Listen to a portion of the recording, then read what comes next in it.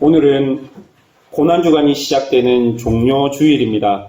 종료주일은 예수님께서 무리들의 환영을 받으며 예루살렘으로 입성하셨던 역사적인 사건을 기념하는 날입니다. 어릴 적 교회에서는 이 시기가 되면 예수님의 고난에 동참한다라는 의미로 아침 금식을 했고, 그리고 이제 오는 주 금요일이 되면 하루 금식을 했던 적이 있습니다. 후에는 좀 시대가 변해서 유튜브나 드라마 등 미디어를 금식하기도 했었습니다. 또한 한국교회에서는 오래 전부터 고난주간에 특별 새벽기도회를 드리는 전통이 생겨나기 시작했습니다. 사람들 중에 고난주간에 특별 새벽기도를 드리는 것에 대해서 옳다 그르다 말이 많기도 합니다. 뭐 특별 새벽기도가 어디 있니? 다 특별한 것이지 라고 생각하는 사람도 있고, 혹은 1년에 한 번 정도는 좀 특별하게 새벽기도로 모여도 괜찮다라고 말하는 사람들이 있습니다. 저는 그에 대해서 하는 것도 좋고 하지 않는 것도 괜찮다라고 생각합니다. 왜냐하면 어떤 종교적인 행위를 할 때 가장 중요한 것은 그 행위 자체가 아니라 그것을 하는 마음의 동기라고 생각하기 때문입니다. 정말 이 시간을 통해서 고난의 의미를 되새기고 이 시기에 자신의 신앙 성장의 계기로 삼는다면 그것은 득이 될 것입니다. 그런데 이런 행위가 자신만 드러내는 시간이 된다면 그것은 오히려 해가 될 것입니다. 우리는 내일부터 특별 새벽 기도회를 시작하게 됩니다. 이것을 하는 동안 특별히 하나님의 부르심에 순종하여서 십자가로 향하신 예수님을 묵상하게 될 것입니다. 그리고 내 삶에서 나도 어떻게 하나님께 순종하며 살 수 있을지를 깊이 기도하며 묵상하는 시간이 될 것입니다. 이 시간들이 어떤 행위들이 여러분을 드러내는 시간이 아니라 하나님께 더 깊이 나가고 하나님을 닮아가는, 예수님을 닮아가는 시간이 된다면 그 시간 자체가 우리에게 굉장히 의미가 있을 것입니다. 사실 저는 코로나 이전에는 이런 절기 행사들이 너무 식상해서 그 안에서 깊은 의미를 찾기 매우 어려웠습니다.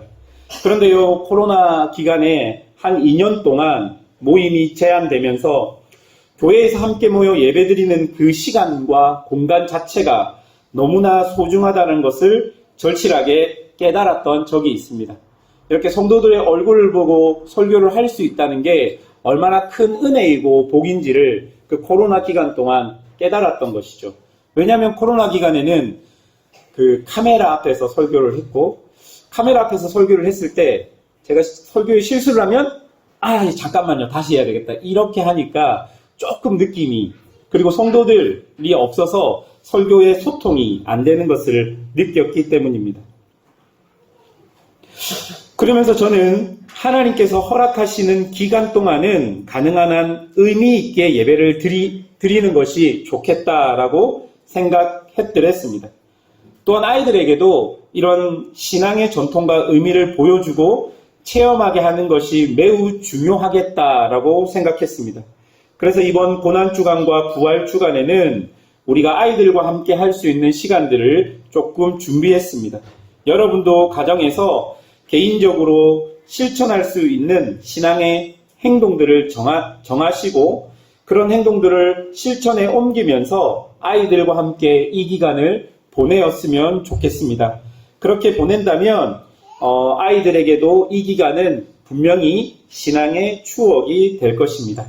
우리가 첫 번째로 살펴볼 것은 예루살렘과 어린 나귀입니다. 여러분 1절을 보십시오. 예수님께서 예루살렘으로 가까이 다다랐다고 기록되어 있습니다. 여러분 당시 예루살렘은 이스라엘의 정치, 경제, 사회, 문화의 중심이었을 뿐만 아니라 성전에 있어서 종교적으로도 매우 중요한 곳이었습니다.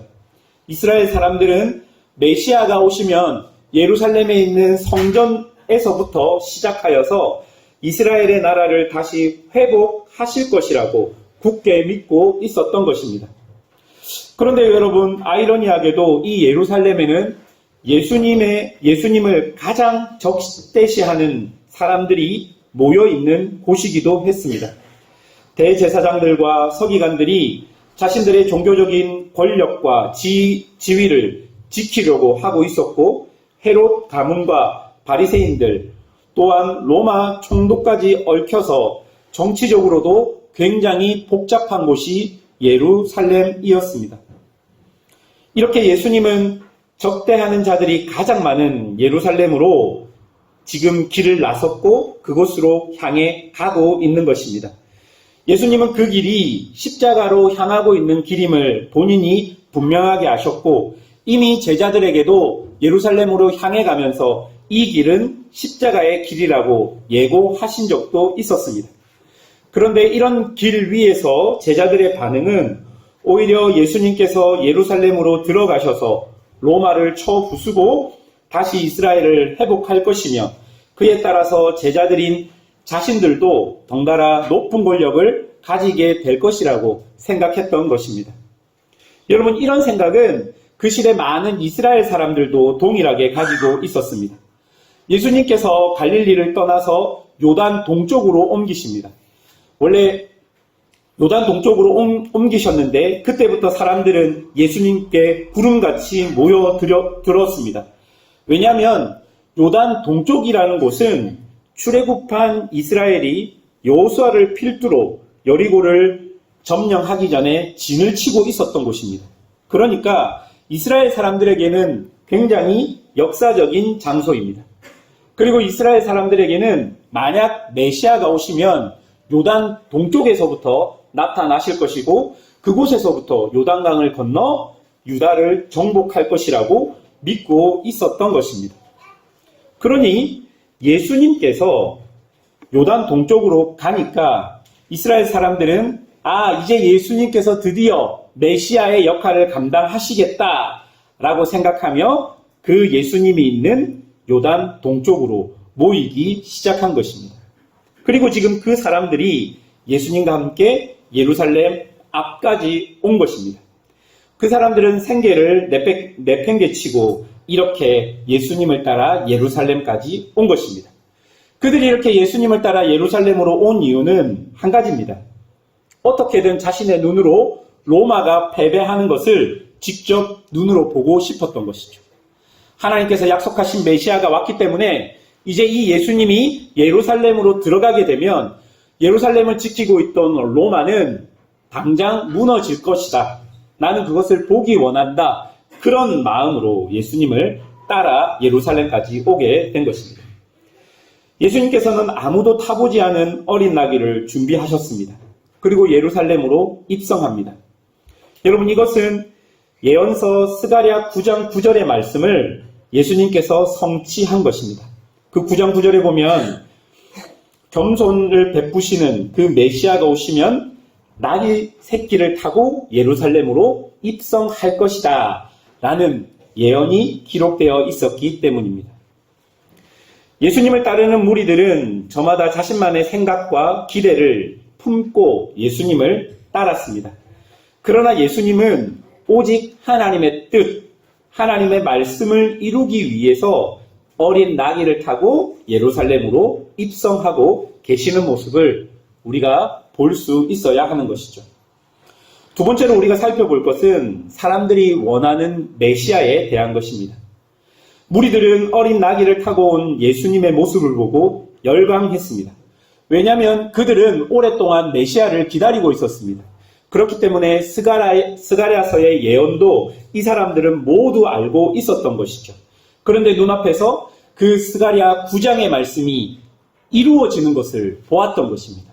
나귀 새끼를 타고 들어가는 예수님을 보니 드디어 하나님께서 약속하신 그 예언이 이루어지는구나 라고 생각하며 큰 소리로 찬양하고 외쳤던 것입니다. 오늘 말씀 9절에서 10절을 보니까 앞에서 가고 뒤에서 따르는 자들의 소리 지르되 호산나 찬송하리로다. 주의 이름으로 오시는 이여 찬송하리로다. 오는 우리 조상 다윗의 나라여 가장 높은 곳에서 호산나 하더라. 그들은 예수님을 통해 자신들이 그토록 바라던 소망이 이루어지기를 기대했던 것입니다. 이제 예수님께서는 예루살렘으로 입성하셔서 곧장 성전으로 가실 것입니다. 그렇게 되면 대제사장들과 합세하여서 계획을 잘 짜시고 로마군을 물리치고 이스라엘 나라가 회복될 것이라고 모든 거기에 있는 사람들이 확신했던 것입니다. 그들은 겉옷을 벗었고 그들은 나무가지를 가지고 와서 길에 깔았습니다. 여러분, 이것은 예수님을 환영하는 그 의미만 있는 것이 아닙니다.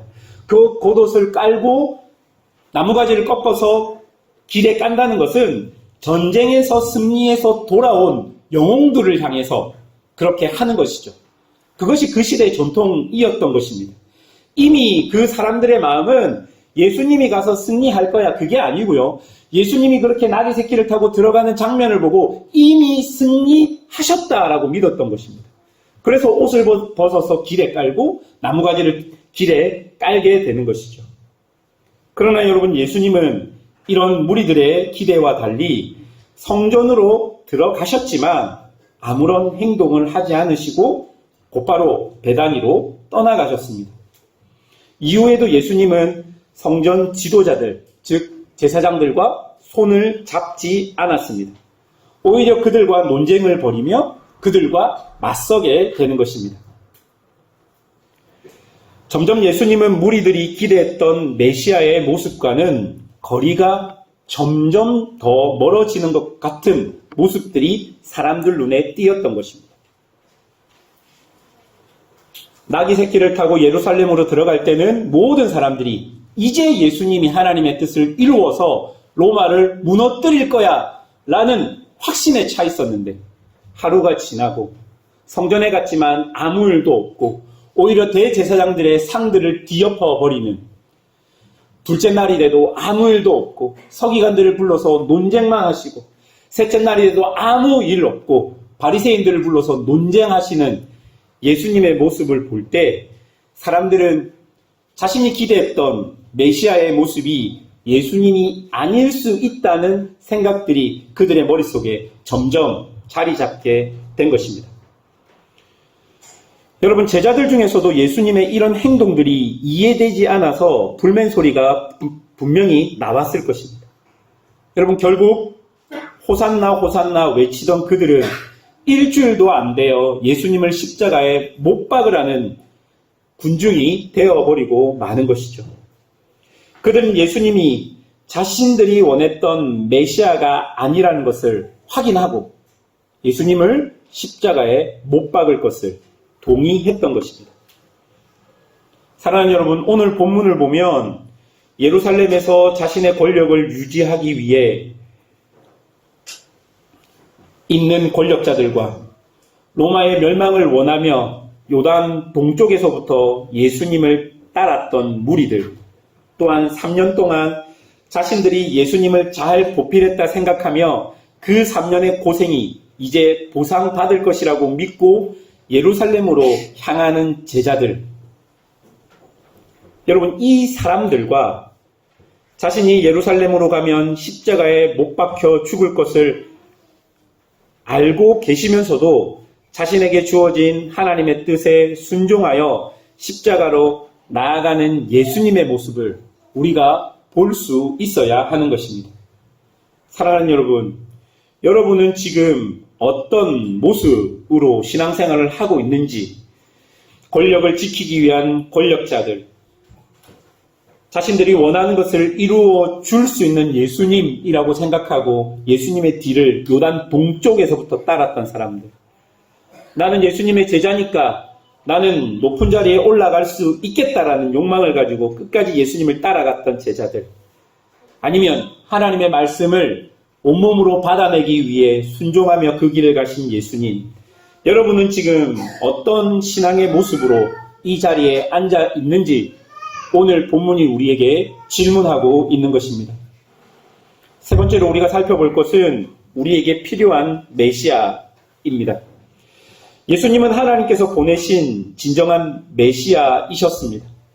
그러나 사람들은 자신들의 욕망을 채워주지 않는 예수님, 그분을 메시아로 인정할 수 없었습니다. 그리고 예수님을 가감하게 저버렸던 것입니다. 예수님은 그들에게는 필요 없는 메시아였던 것입니다. 설령 예수님이 하나님의 아들이라고 할지라도 우리의 욕망을 채워주지 못하면 그 예수님은 필요가 없다라고 이야기하고 있는 것이죠. 여러분, 우리가 신앙생활 하면서 이런 일들을 자주 경험합니다. 보통 사람들이 신앙을 가지면서 신앙을 가진 가장 근본적인 이유를 보면 이 신앙을 통해서 내가 원하는 것을 이루기 위한 것일 가능성이 있는 것이죠.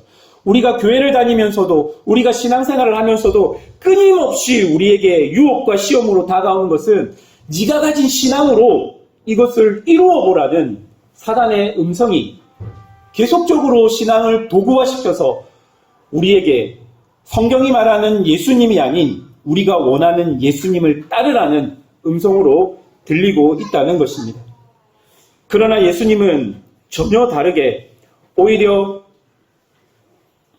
그런 사람들을 위해서 십자가로 향해 가셨습니다.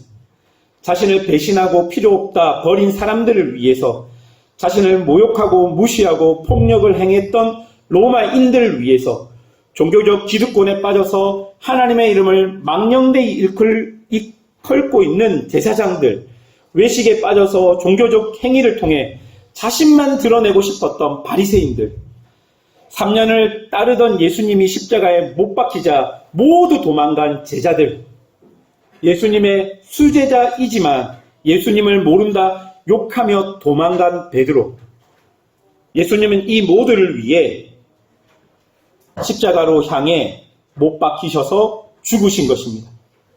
여러분, 왜 그랬을까요? 여러분, 도대체 예수님은 왜 그런 일들을 했을까요? 왜 자신을 배신하고 모른다 하던, 자신을 못 박던 사람들을 위해서 그렇게 십자가로 당당히 향했을까요? 만약 예수님이 없었다면 그들은 죄에서 벗어날 길이 없었기 때문에 예수님이 그들을 위해 십자가에 못 박히신 것입니다. 성경은 이것을 가장 간단한 단어로 사랑이라고 이야기합니다. 하나님의 사랑, 그 사랑이라는 단어로 이 모든 것들을 설명해 버립니다. 여러분, 우리가 은혜 받았다라는 것은 그 사랑이라는 단어가 그냥 가볍게 들리지 않고 어느 순간 그 사랑이라는 단어가 굉장히 우리에게 무겁게 다가올 때가 있을 것입니다. 이 정도로 나를 사랑할 수 있을까? 이 정도로 나를 사랑할 수 있을까? 이 사랑이라는 단어가 우리에게 엄청난 무게로 다가올 때, 여러분, 그것이 바로 은혜 받은 경험이 될 것입니다. 여러분, 마찬가지입니다. 예수님께서 십자가에 못 박히시지 않았다면 로마인들, 제사장들, 바리새인들, 그리고 제자들, 베드로까지 아무도 구원받을 수 없었을 것입니다. 마찬가지로 우리 역시 여전히 죄와 욕망을 따라 살아가는 죄인들입니다. 여러분, 우리에게 무슨 소망이 있겠습니까? 하지만 예수님께서 계셔서 우리에게 생명의 길이 열리신 것입니다. 예수님은 우리가 원하는 메시아이지 않을 수는 있지만 우리에게 꼭 필요한 메시아가 되신 분이 바로 예수님이 되시는 것입니다. 예수님께서 십자가에 못 박히시지 않았다면 이 인류 중 그 누구도 구원받을 수 없었던 것입니다. 그러므로 오늘 종료주의를 기념하며 어린 나귀를 타고 천천히 예루살렘으로 향해 가시는 예수님의 모습을 한번 묵상해 보았으면 좋겠습니다. 환호하는 군중들이 일주일 뒤에 돌변할 것을 예수님은 알고 계셨습니다. 그럼에도 불구하고 예수님은 나귀에 앉아서 십자가를 향해서 잠잠히 걸어가십니다. 진정 예수님의 제자라면 자신의 욕심이나 원함을 따르는 사람이 아니라 하나님의 아들이 십자가로 향하시는 그 길을 따라가야 하는 사람이어야 할 것입니다. 자신의 욕망을 이루어 줄 것 같은 예수님을 향해 큰 소리로 호산나라고 외치기보다는 예수님, 나귀를 타고 가시는 예수님 뒤에서 주님 정령 그 길로만 가셔야 합니까? 다른 방법은 없으십니까? 라고 물으며 예수님 가신 그 길을 묵묵히 따라가는 사람들이 바로 진정한 예수님의 제자일 것입니다. 그것이야말로 진정한 신앙인의 모습이 될 것입니다. 사랑하는 성도 여러분, 우리는 종료주일을 시작하여 이제 내일부터 고난주간을 맞이합니다. 고난주간 새벽 기도도 하시고 그리고 고난주간을 보내면서 잠잠히 어린 나귀를 타고 예루살렘으로 향하시는 예수님 뒤를 묵묵히 따라가는 성도들이 되었으면 좋겠습니다. 나의 욕망을 이루어 주기 위한 예수님을 따라가는 것이 아니라 온전히 하나님의 뜻을 이루기 위해 가시는 예수님을 따라가며 우리도 우리의 삶에서 내 신앙으로 나의 욕망을 이루어내는 것이 아니라 내 신앙으로 예수님을 조금 더 깊이 닮아가는, 조금 더 깊이 예수님을 알아가는 그런 은혜가 고난주간 한 주 동안 성도들에게 있기를 주님의 이름으로 축원합니다. 기도하겠습니다.